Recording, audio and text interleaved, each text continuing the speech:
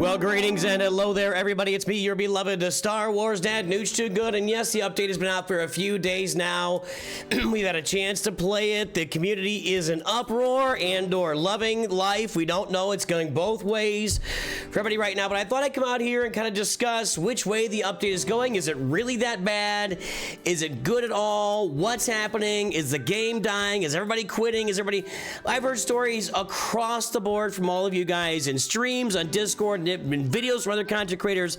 Lots of things going on with the update, and we're going to discuss that today. I've got 5 different phases of the update to discuss, and I want to talk about kind of how you are feeling about it, and we're going to view it in terms of like people at different stages of the game, because I think at different stages of the game, from beginners to early game to mid game to late game to end game, I think there are different feelings about this update at every one of those stops in Star Wars Galaxy Heroes. And we're going to start off with some good news here, well, by the way, I will also let you know how I feel about that as well, along with you guys. So each one of these, then we'll kind of give you an overall feel for how I think the update is going, or how I think everybody's feeling about the update overall, and what we might have to look forward to down the road. Okay.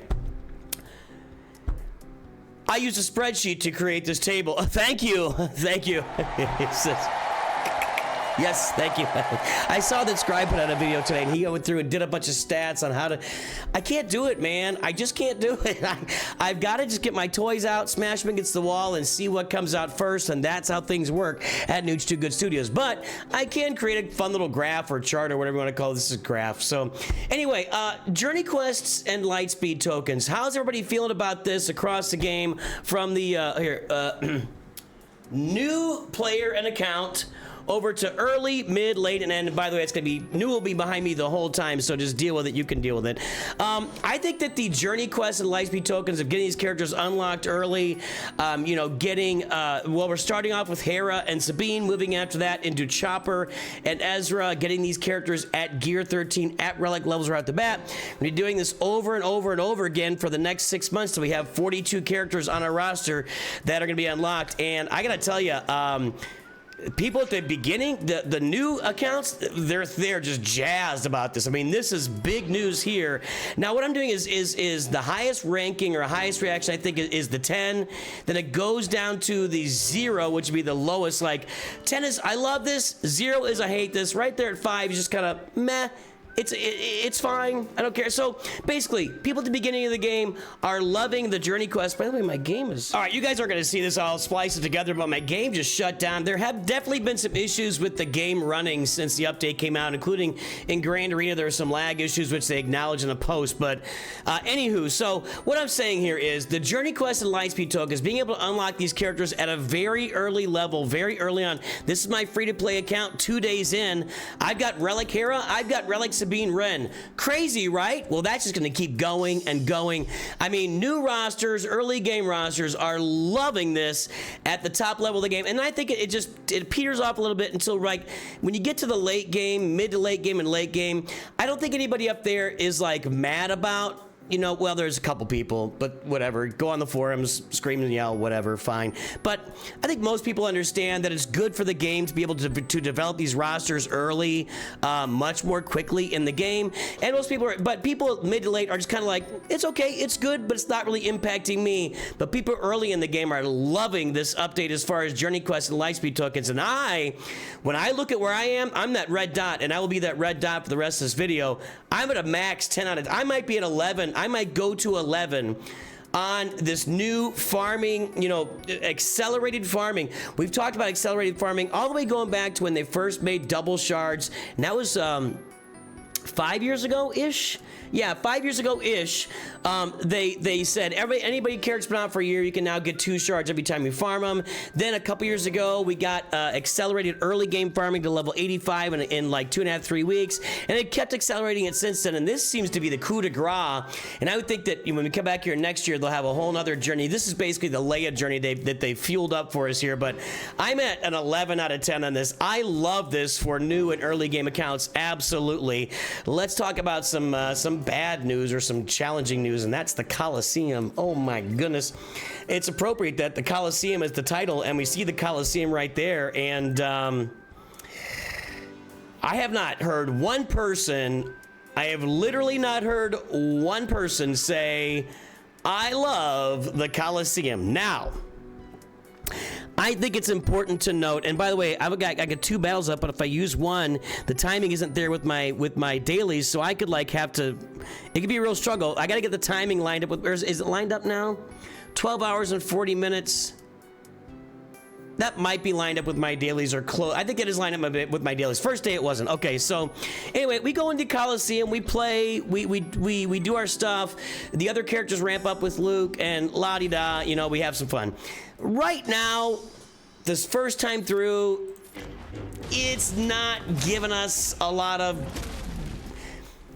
This was sold to us as new players get to go out and have fun with the characters in the game that everybody else is playing with, and etc., etc. And really, it's turned into more like you can go into the Coliseum, and I'm not being careful here, by the way, so I apologize if anybody's freaking out, going, "Don't do that, do this, do it." Okay, I get it. You guys do that. Oh, come on, man. Well, that was a bad run. That was one of the worst runs I've had, actually, right there. I think it's because I'm talking, you know? When I really dial in and focus, I mean, I've gotten as much as... I think I got like 74% on this, didn't I? Wait a minute. This isn't my main account. I can't keep track of my accounts. All right, so we're taking a beating here. You can just auto this here. Regardless... And that means that this doesn't line up with my dailies. I don't know. I don't know where I am right now. I have not heard one person say, I love the Coliseum. I can't wait to get in there again and spend 45 seconds getting my butt reamed by a couple of big tigers from some random planet. Now, I think there's a big caveat here. I do think that the Coliseum, as we see it right now, is the beginning and not the end. And it seems to me that as time moves on, you know, we get Luke ramped up a little bit, and some people are spending money. I'll tell you that I spent $100 to get my Stormtrooper Luke to 6 stars on my main account, and I'm barely in the top 100 in Cal. I'm at like number 98 every day. So there are 100 people in the game that either spent more than me or... I don't know. Went out there and got some of those upgrades. I didn't spend anything on the upgrade, just the stars. So the Coliseum is really problematic. It's not very exciting. Perhaps as we move forward and the characters get more upgraded, and we see bigger, you know, bigger abilities, bigger upgrades. And when Asajj gets upgraded, she brings Luke with her, and their double upgrade brings up the whole team. I think that's what's going to happen over time, is each character will increase the power that we have in the Coliseum, and it will be much more available to us to play as time moves on, but we don't know that yet. And right now, there are a bunch of unknown unknowns, and that's a real problem in the game. And I think playing in the Coliseum will get better. Do I think it'll be amazing? I don't know. Maybe. They did mention there's like a PvP game mode coming out around the Coliseum, and perhaps when I say this is the beginning and not the end, that's kind of the what we're pointing to there, that eventually we'll get like this temporary era-related PvP game mode. Now that sounds like it'd be awesome. We shall see. Maybe that is the final, you know, the final revolution, the final evolution of Coliseum. But right now, I don't think anybody's clamoring over themselves to get to Coliseum on a daily basis. More bad news, and I think this is actually the worst news. I put this at a 0. You know, the Coliseum was a 1 across the board because at least people are participating in it and doing it. Era character upgrades and marquees. This is a flat 0 across the board. I think this is a mess. And I'm with you on this one, guys. I'm totally with you. I think this is an absolute train wreck disaster. The way that the character upgrades work right now in this game, and it goes across the Coliseum with your rewards over here on the left side. Did you get more rewards for going higher in the game? This is the gear, and when you go over to Luke and you want to upgrade him, let's do this, and we want to level him up. Well, I've got gear down here at the bottom right behind me. I've got my credits up there. So now I have to learn and understand an entire new gear system. And as a player, I have no idea. 3 days in, now it's only 3 days, and I imagine that 3 months from now we'll have a better idea of how this works, but without putting together a bunch of spreadsheets and doing a lot of research and looking behind the scenes and digging into the data mines and really seeing what's out there and dissecting that and putting it into the machine and having it process. The big IBM machine that takes up 3 floors of the Pentagon, punching it in there with your little punch hole thing, and 4 hours later it spits out and says, this might be what's gonna happen down the road, and you... This is a mess. I mean, this is truly just kind of a disaster. Like, maybe this makes sense. You guys know I'm a positive guy. We're taking the punches. I'm not out here like screaming that the game is over and all is destroyed. But people are investing, like, I think Arnold showed it, $360 to get these characters up to like maximum-ish level, and you have no idea. You really, at the end of the day, have no idea exactly what that $360 is going to return for you, right? Like right now, I got a level 6 Luke. This is my brand new free-to-play account. That would deliver me a gear level 2 Luke at the end of the era, so 3 months from now, but 12 weeks, right? I have this sneaky suspicion that over time, I'll be upgrading Luke, I hope. They've told us that everybody free to play, if you play every day, should be able to get a Gear 12 Luke and Gear 12 all these characters by the time we get out of this, and we will no longer need to use all that extra gear we were using before. Right now, that doesn't look possible. I'm just, it does not look possible, because you need to get level 65, and the guy, you know, Scribe did a bunch of work on this. He put spreadsheets together and did all the work and said, here's what you need to do it. I don't understand that. And I think most of you don't understand it either, and we don't know how the progression works. If I sink, let's say, $50 into this, where does that put me as far as gearing? No clue. No earthly clue. Now, with that said, like I mentioned, I spent $100 to get my Luke to 6 stars on my main account, and I'm not even the top 100 people of spending money. So people are spending money on this. I think this is really not a great look, and again, maybe we'll have full understanding of this as we move along, but new players come in and they want to spend money, and it's just not clear what spending money really does for you other than getting extra Coliseum rewards. And that's, none of it's very clear, right? None of it's very clear as to how spending on this, and I think that's what gets us, you know, when you really look at the end game, that's they should be madder about this than anybody else. I mean, the people at the beginning game, like free play, I'm frustrated by it too. It doesn't make any sense. I don't understand the whole system. What upgrades what? What will it be at the end? How will my progression work? Will I be able to make big? Just none of it makes any sense to me. I don't understand all the different gear pieces. I got to learn a whole new gearing system that'll go away on these characters and come back on new characters in 3 months. It's just really, really confusing, and as such, I know that and I'm gonna guess you have not spent a lot of time trying to dissect it. So, flat, that's an F. This is an F. It's a fail. We'll see how it looks over time, but I picture a new player coming in at the beginning of the next era, and they're looking at this and going, I don't know why I would do this or understand that, and it's very confusing, and it doesn't really have any logical progression. I don't get it. I don't get it. It's a fail. Relic Delta. I think that Relic Delta is another struggle here. There are a lot of like people freaking out about it when it first came out. You know, they juiced up the stats pretty high just to kind of, you know, they wanted to max it out and see what it's like and kind of start the messaging bad and tool it back down a little bit. I get it, and make it better. I do think the Relic Delta differences are better. It didn't make a big difference for me in my Grand Arena at the top of Kyber 2. I think the community, like early game, you know, new and early game, are just kind of meh. Like, Relic Delta has no impact on me here. Yeah, I face these giant rosters, and they're going to have an R10 here and there, or they're going to have all these relics, but it's not really impacting you. But the more and more and more you move throughout the game, the more and more and more it impacts you. And people at the end of the game are much more likely to be upset about Relic Delta, or upset by the fact that they're going to have to go spend on a bunch of new, you know, relic levels for their characters. The thing about Relic Delta is some people are acting like it's a big shock. I have no understanding of that. I have no, like, my Relic 5 team can't beat a Relic 9 team. Yeah, like, we've been telling you that's gonna happen for like 2 months.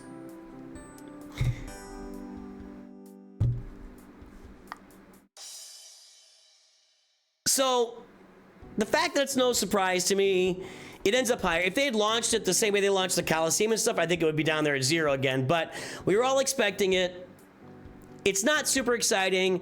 Again, I don't know. I haven't talked to anybody that says, I'm really excited for Relic Delta. Maybe a person or two, but I think we are more accepting of Relic Delta and saying, okay, the devs kind of gave a long-winded explanation that didn't really make a lot of sense to me still when I look at it. I think the basics was, we got to do Relic Delta because as we scale up to Relic 10, which will be next, we got to be able to make it like a linear progression of some kind, and it has to like be built in so we don't have to keep redesigning. We don't have to design Relic 10 from the ground up and design Relic 11. We can just toss them out there at logical intervals. I don't know, whatever.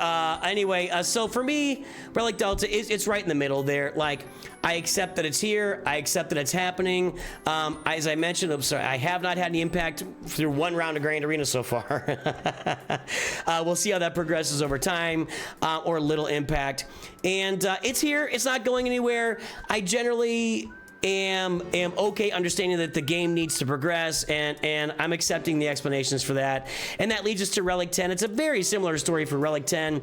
I think people are at the end game. I think people generally are going to be more accepting of Relic 10 because we've been sitting here for 4 years saying, when is Relic 10 coming? When is Relic 10 coming? Hey, have you heard of Relic 10? I don't know. Relic 10? Maybe. We've had Relic 9 for 850 years. Maybe we'll get Relic 10. Maybe we'll have Relic 10 by year 37 when this game is still going. But I think people are more accepting of Relic 10, if still, once again, not super jazzed about it, and still trying to understand the economy around it. So we will understand that over time. And some of those people like me, I'm sitting there, I'm like, I kind of want a Relic 10 Jedi Master Luke, because I think it might help his team a lot, but I've only got enough for one Relic 10 character, and if I put him out there, Relic 10, and the rest of his team is Relic 7, that doesn't seem great to me. Like, I don't think... At the beginning of the game, that might work for you, you know, early players. At the end of the game, I don't think that's a good look to have various, you know, broad-ranging relic levels. And I heard of, actually, I was talking to somebody, one of my mods, Sensuna, thank you, Sensuna, who she beat, was a Relic 8 Rey with a Relic 9 Jedi Master Luke, because the team around Rey was all like Relic 5 and she blew them all away, and then Rey at Relic 9 couldn't even get through Luke's protection.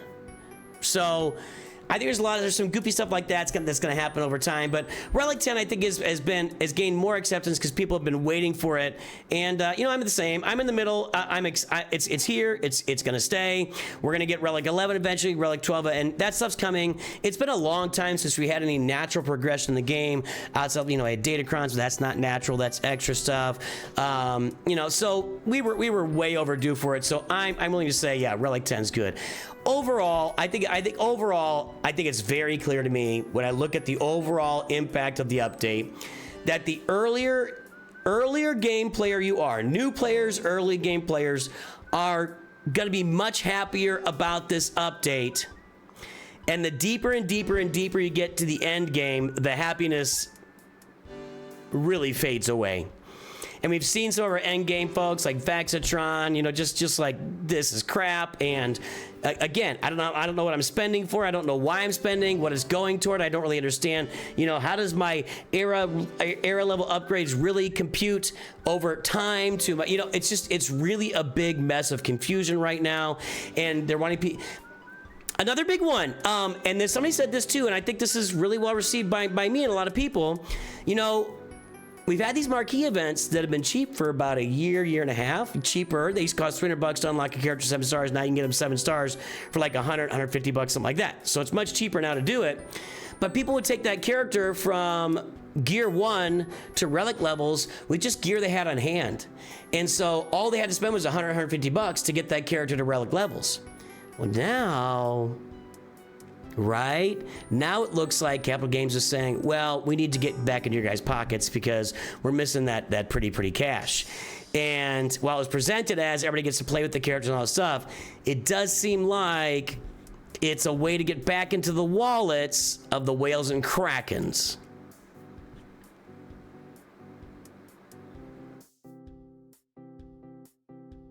I think enough said. right? That seems pretty irrefutable to me. I'm falling a little bit above middle on this. I'm very, very, very excited. You guys know that my channel, really the crux of our channel is new players to the mid game, and we get it all late game and news. We get all this stuff too, but you know, a lot of you guys come to this channel to learn the game from the ground up and teach others how to play the game.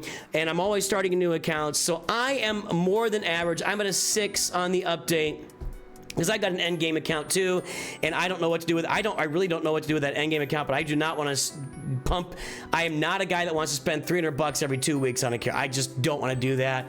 And I do it to whale for Galactic Legends and or big capital ships. Other than that, I'm just gonna be a little more, you know, conservative about stuff. So I'm at a 6. I'm excited for everybody through the mid game to get these characters, and about the mid game is when it starts fading. You might not have Inquisitors, you might not have Bo-Katan, so maybe those are gonna be gifts to you over the next 6 months as we get those characters through Lightspeed tokens. The rest of it, a lot of it falls really flat, specifically Coliseum and the era character progression system that just seems like a total mess right now. That's what we got, boys and girls. Hey, now's your chance. Let me know in the comments. I expect this comment section to be fire, and I expect it to be featured. I said it. I expect this comment section to be featured in a future video. So let loose, guys. What do you think of the update? Good, bad, indifferent? Not a lot of indifference out there. Give it to me in the comments. Maybe your comment will make it into future videos. We review your comments all the time here on Nooch Too Good Studios. Have a great day. I will talk to you soon. And always remember, Nooch Too Good.